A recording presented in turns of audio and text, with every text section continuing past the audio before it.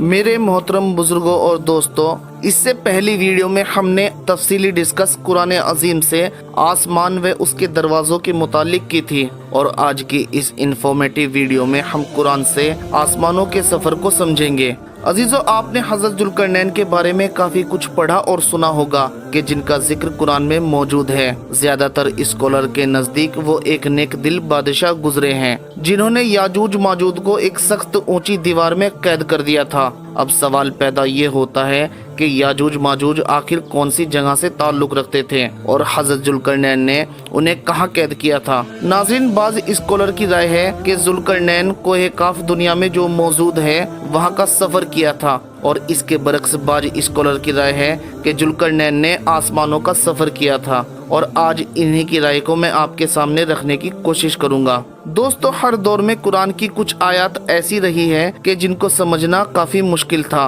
कुरान की ये सूरत अल कहफ एक निहायत दिलचस्प और पेचीदा सूरत है। पेचीदा इसलिए क्योंकि इसमें वो बातें हैं जिनको समझने के लिए इंतहाई तहकीक और मुताले की जरूरत होती है। अजीजों, कुरान में हज़रत जुल्करनैन का जिक्र हज़रत मूसा अलैहिस्सलाम और हज़रत खिज़र के किस्से के बाद सूरह कहफ में आता है। कुछ लोगों का ख्याल है कि जुल्करनैन वही अलेक्जेंडर द ग्रेट है जो हज़रत ईसा अलैहिस्सलाम के ज़माने में था और जिसने अरस्तु की शागिर्दी की थी, लेकिन इब्ने कसीर रहमतुल्लाह अलैह के मुताबिक हज़रत जुल्करनैन हज़रत इब्राहीम अलैहिस्सलाम के ज़माने के आसपास थे। सूरह कहफ में जो बातें बताई गई हैं उनको पढ़कर कई लोग अपनी राय पेश करते हैं और इससे साइंस और लॉजिक से हटकर मानते हैं, लेकिन इत्तेफाक ये है ये लोग जो अवेंजर मैथोर और डॉक्टर स्टेज को किसी पोर्टल के जरिए किसी और दुनिया में जाने को एक हकीकत समझते हैं और कहते हैं कि साइंस में ऐसा मुमकिन है, लेकिन सूरह कहफ में जब इन्हीं बातों का जिक्र आता है तो ये लोग फौरन इससे इनकारी हो जाते हैं। नाज़रीन, हज़रत जुल्करनैन का जो किस्सा कुरान में बयान हुआ है, मैं आपके सामने कुरान की रोशनी से कुछ साइंस की शुआएं दिखाने की कोशिश करता हूँ, जिसके लिए मैंने एक टर्किश एथोलॉजिस्ट इस्कंदर तौर की किताब हिस्ट्री जुल्करनैन the man whose vast travel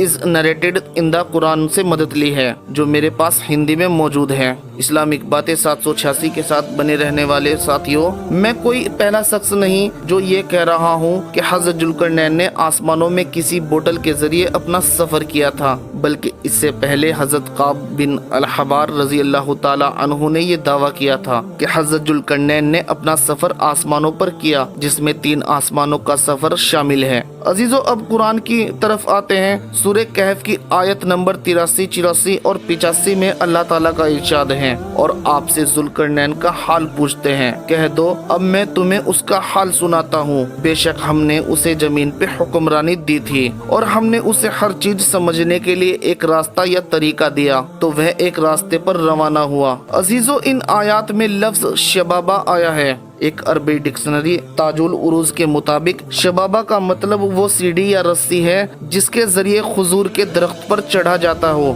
हज़रत जैद बिन असलम के मुताबिक इससे मुराद किसी बहुत ऊंचे मकाम पर पहुंचने के हैं। कुरान अजीम में इस लफ्ज की तशरीह उन्होंने ये की है कि इससे मुराद आसमानों में जाने का रास्ता है। ये लफ्ज कुरान में 5 मरतबा आया है और 4 दफा इसका मतलब आसमानों में पहुंचने का है। कुरान में इस लफ्ज के मायने को देखकर यही कहा जा सकता है कि हज़रत जुल्करनैन एक रास्ते से आसमानों में गए। आपकी स्क्रीन पर नजर आने वाली यह तस्वीर मिल्की वे को जदीद साइंसी डेटा के मुताबिक दिखाता है, जिससे जदीद तरीन टेलीस्कोप की मदद से तैयार किया गया है। नाज़रीन, अब सूरह कहफ की आयत नंबर 86 पर जरा गौर करें। कुरान कहता है, जुल्करनैन यहाँ तक कि जब सूरज के गुरूब होने की जगह पहुँचा तो उसने उसे ऐसा पाया कि जैसे वो कीचड़ की तरह शिया रंग पानी के गर्म चश्मे में डूब रहा हो। अब इसकी लिंकिंग पर ध्यान करें कि सूरज दुनिया में कहीं नहीं डूबता। ये उस वक्त भी खला में यानी सूरज आसमानों पर ही होता है जिस वक्त हम इसे गुरूब होते देखते हैं। इस बात को समझने के लिए कि सूरज कहाँ डूबता है, हमें ये मालूम करना होगा कि इसके हुदूद क्या है। इस बात का जवाब सूरह यासीन की आयत नंबर 38 में मौजूद है। और सूरज अपने ठिकाने की तरफ चलता रहता है, ये हुक्म है जबरदस्त इल्म वाले का। अजीजों, इस आयत से ये बात तो वाज़ेह है कि सूरज अपने मुकर्ररा हुदूद की तरफ चलता है, जिसे सूरह कहफ में सूरज के गुरूब होने की जगह कहा गया है। फल्कियात में इस रास्ते को सोलर एक्सप्रेस कहा जाता है और ये हम समझ सकते हैं कि हज़रत जुल्करनैन इसी रास्ते पर चलते हुए ऐसी जगह पहुँचे जहाँ सूरज गुरूब हो रहा था। वहाँ उन्होंने सूरज को कीचड़ की तरह काले रंग पानी गर्म चश्मे में डूबते हुए देखा। दोस्तों, यहाँ इस शिया यानी काले रंग के कीचड़ से मुराद कोई ब्लैक होल भी हो सकता है, क्योंकि हम ये समझ सकते हैं कि 1400 साल पहले अरबी में ब्लैक होल के लिए कोई लफ्ज नहीं था, तो ऐसे में ये लफ्ज यहाँ बिल्कुल फिट आता है। इस आयत में जिस ब्लैक होल का जिक्र है वो उसी सुपर मैसो ब्लैक होल से मिलता है जो हमारी मिल्की वह कहकशा के बीच में मौजूद है। फिर आगे सूरह कहफ में जिक्र है और वहाँ एक कौम मिली तो हमने फरमाया, ए जुल्करनैन, या तो तू उन्हें अजाब दे या इनके साथ भलाई इख्तियार करे।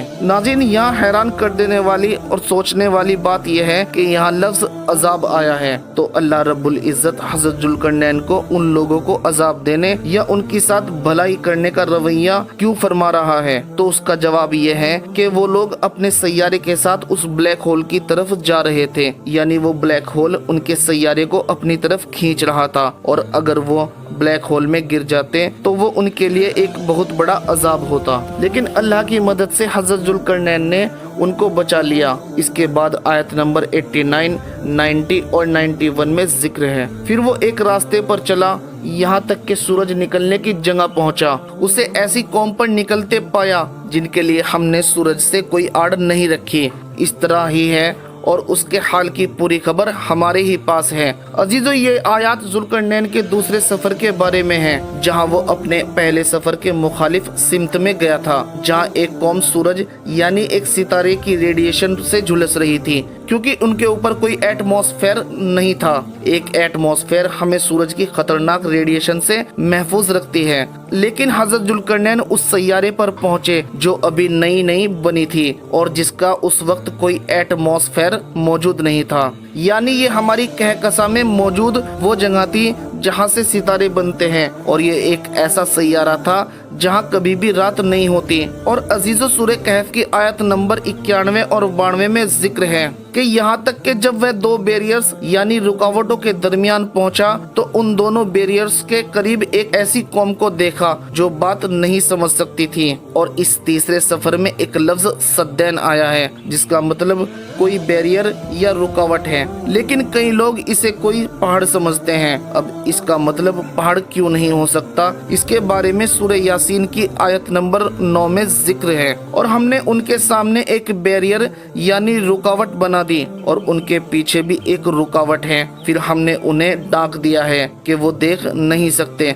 अजीजों, सूरह यासीन में भी यही लफ्ज इस्तेमाल हुआ है, जिसका मतलब भी यहाँ एक बैरियर है। तो ऐसे में सूरह कहफ में ये लफ्ज एक पहाड़ कैसे हो सकता है?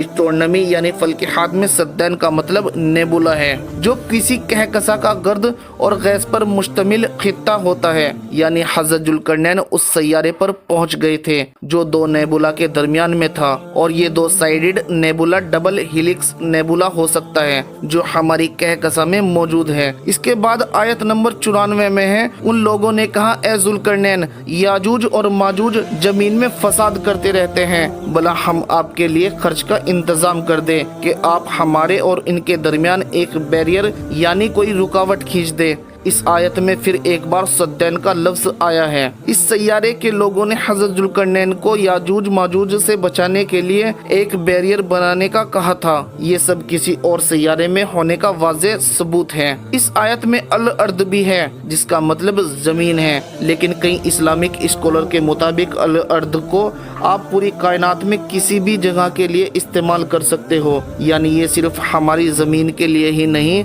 आगे आयत नंबर 96 में कुरान का इरशाद है, जुल्करनैन ने उन लोगों से कहा, मुझे लोहे के तख्ते ला दो। यहाँ तक कि जब दोनों सिरों के बीच को बराबर कर दिया तो कहा, दोम को। यहाँ तक कि जब उसे आग कर दिया तो कहा, मेरे पास तांबा लाओ।